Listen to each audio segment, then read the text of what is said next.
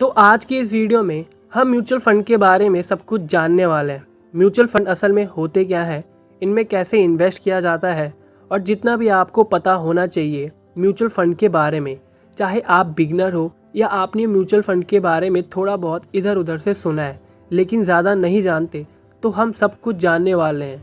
सो जब भी आपकी हर मंथ सैलरी आती है आपके बैंक में या आपके हाथों में, आप उसका कुछ हिस्सा बैंक में रखते हो इमरजेंसी के लिए या सेव करने के लिए।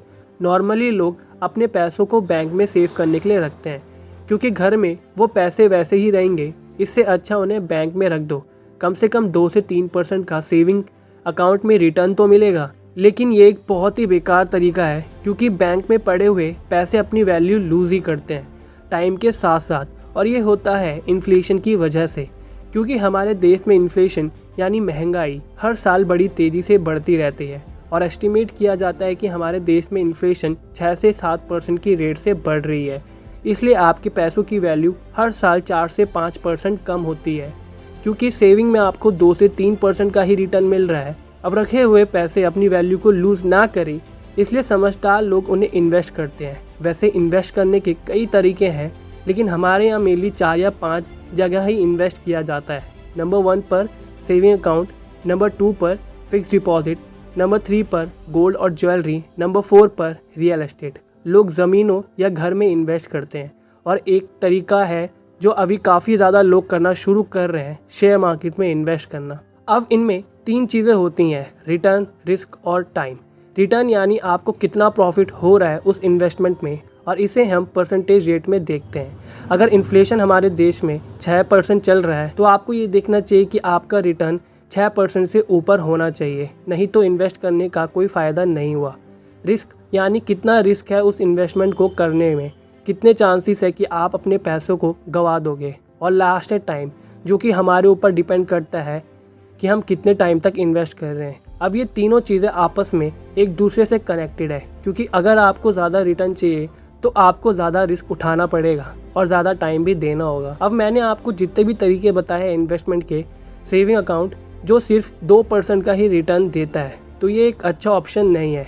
एफडी एक लो रिस्क इन्वेस्टमेंट है, लेकिन यहाँ आपको एक फिक्स टाइम दिया जाता है कि आप इस टाइम से पहले अपने एफडी को तोड़ नहीं सकते, और इसमें आपको 5% का ही रिटर्न मिलता है, तो ये भी अच्छा ऑप्शन नहीं है।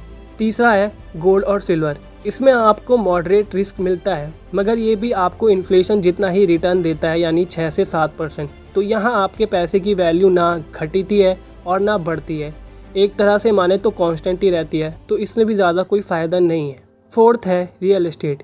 ये भले ही अच्छा ऑप्शन है क्योंकि इसमें आपको 8 से 9% रिटर्न मिल सकता है और रिस्क भी लो टू मॉडरेट होता है, लेकिन यहाँ आपको बहुत ही हाई कैपिटल की ज़रूरत होती है इन्वेस्ट करने के लिए। तो ये वाला ऑप्शन बिगनर्स के लिए नहीं है क्योंकि उनके पास इतना बड़ा अमाउंट नहीं होगा इन्वेस्ट करने के लिए। लास्ट है स्टॉक मार्केट। अब इसके बारे में आपने सुना होगा ही, ये बहुत ही रिस्की इन्वेस्टमेंट है और इसमें पैसे लगाने के लिए आपको बहुत ही नॉलेज की ज़रूरत है, और जो आपके पास नहीं है तो आप इसमें इन्वेस्ट नहीं कर सकते हो। ये वो कुछ इन्वेस्टमेंट है जो मैंने आपको बताई, और इनमें सबके अपने अपने मेजर डिसएडवांटेज है। तो म्यूचुअल फंड एक स्पेशल टाइप की इन्वेस्टमेंट है जिसके थ्रू आप सारी अलग अलग तरह की इन्वेस्टमेंट एक साथ कर सकते हो, यानी डाइवर्सिफाइड इन्वेस्टमेंट कर सकते हो एक ही जगह इन्वेस्ट करके। एसेट मैनेजमेंट कंपनी वो कंपनी होती है जो म्यूचुअल फंड खोलती है, और बेसिकली आप अपने पैसे एसेट मैनेजमेंट कंपनी को देते हो, आप जैसे और कई लोग देते हैं, और एएमसी वो पैसों को एक साथ इन्वेस्ट करता है। SBI bank, axis bank, Aditya Birla group, HDFC bank, DHFL, ये कुछ कंपनी और बैंक्स हैं जिन्होंने अपनी अपनी एसेट मैनेजमेंट कंपनी खोल रखी है, और टाइम टू टाइम ये अपने नए नए और different types mutual fund plans निकालते रहते हैं। तो म्यूचुअल फंड कितना रिटर्न देता है और कितना रिस्की होता है, ये सब कुछ डिपेंड करता है उस पे कि आप कौन से म्यूचुअल फंड में अपने पैसे इन्वेस्ट कर रहे हो। कम से कम देखें तो 5% का भी रिटर्न दे सकता है म्यूचुअल फंड, और 30% तक भी जा सकता है। और ये भी डिपेंड करता है कि एएमसी किस टाइप की म्यूचुअल फंड में वो आपके पैसे इन्वेस्ट करती है। बेसिकली यहाँ 3 तरह के म्यूचुअल फंड्स होते हैं, डेब्ट, इक्विटी और हाइब्रिड। इक्विटी म्यूचुअल फंड वो होते हैं जिसमें आपके पैसे स्टॉक मार्केट में इन्वेस्ट होते हैं। तो जनरली देखें तो इस तरह की म्यूचुअल फंड में आपको सबसे ज़्यादा रिटर्न मिलता है, मगर रिस्क भी ज़्यादा होता है। अब किस कंपनी में इन्वेस्ट कर रहा हो, अगर लार्ज कैप कंपनी में कर रहे हो तो उसे कहते हैं लार्ज कैप इक्विटी फंड, और मिड कैप कंपनी में तो मिड इक्विटी फंड, और स्मॉल कैप कंपनी में तो small equity fund. Large cap fund में इन्वेस्ट करने में रिस्क कम होता है क्योंकि ऐसी कंपनी की ग्रोथ कम होती है as compared to small fund जिसमें रिस्क ज़्यादा होता है और रिटर्न भी। SBI फ्लेक्सी कैप फंड एक अच्छा एग्जाम्पल है लार्ज कंपनी का, जिसमें ये फंड लार्ज कंपनी यानी बड़ी कंपनी में ज़्यादा इन्वेस्ट करती है, और एनुअली रिटर्न देखें तो वो इसका 16.5% है, जो कि अच्छा माना जाता है।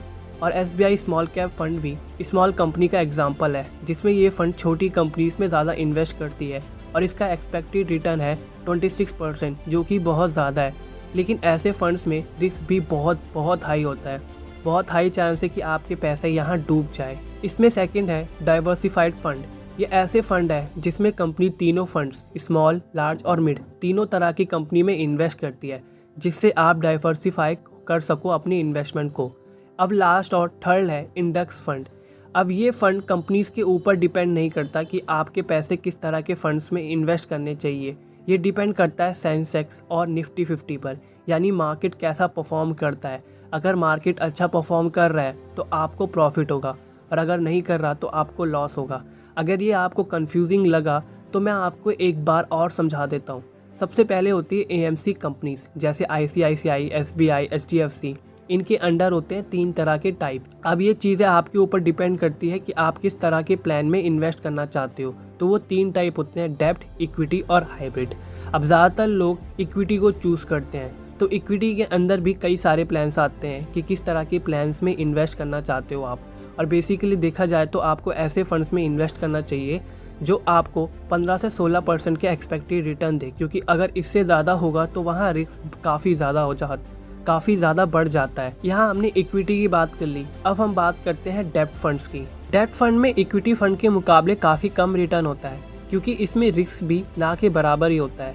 डेब्ट फंड में आप गवर्नमेंट बॉन्ड्स में इन्वेस्ट करते हो।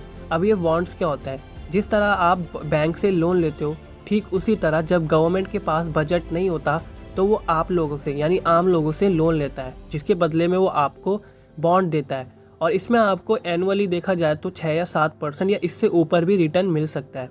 अब डेब्ट फंड कई तरह के होते हैं, जैसे कि लिक्विड फंड, गिल्ट फंड, और लास्ट फिक्स्ड मैच्योरिटी प्लान। ये एक FD के तरह है, जहाँ पे आपको एक फिक्स टाइम दिया जाता है कि आप इस टाइम के बाद ही गवर्नमेंट बॉन्ड से पैसे यानी अपना रिटर्न ले सकते हो। अब लास्ट है हाइब्रिड फंड। हाइब्रिड फंड क्या होता है? हाइब्रिड फंड वो होता है जिसमें आपके पैसे डेब्ट और इक्विटी दोनों में इन्वेस्ट होते हैं। अब कितना इन्वेस्ट होगा, यानी डेब्ट में कितना इन्वेस्ट होना चाहिए और इक्विटी में कितना इन्वेस्ट होना चाहिए, ये आप चूज़ कर सकते हो। अगर रेशियो देखिए 70% डेब्ट और 30% डेब्ट में आप इन्वेस्ट करते हो तो उसे बैलेंस सेविंग फंड बोला जाता है। लेकिन आप 30% डेब्ट और 70% इक्विटी में इन्वेस्ट करते हो तो उसे बैलेंस्ड एडवांटेज फंड बोला जाता है। सो गाइस, आई होप मैंने आप लोगों को म्यूचुअल फंड के बारे में काफ़ी ज़्यादा नॉलेज दे दी होगी। अब इसके बाद थोड़ा बहुत आपको भी रिसर्च करना पड़ेगा कि कौन से फंड्स अच्छे हैं। सो आई होप आप लोगों को वीडियो पसंद आई होगी, और अगर आपको वीडियो पसंद आई तो वीडियो को लाइक कर देना, चैनल पे नए हो तो चैनल को सब्सक्राइब कर देना। तो मिलते हैं ऐसे ही नेक्स्ट वीडियो में।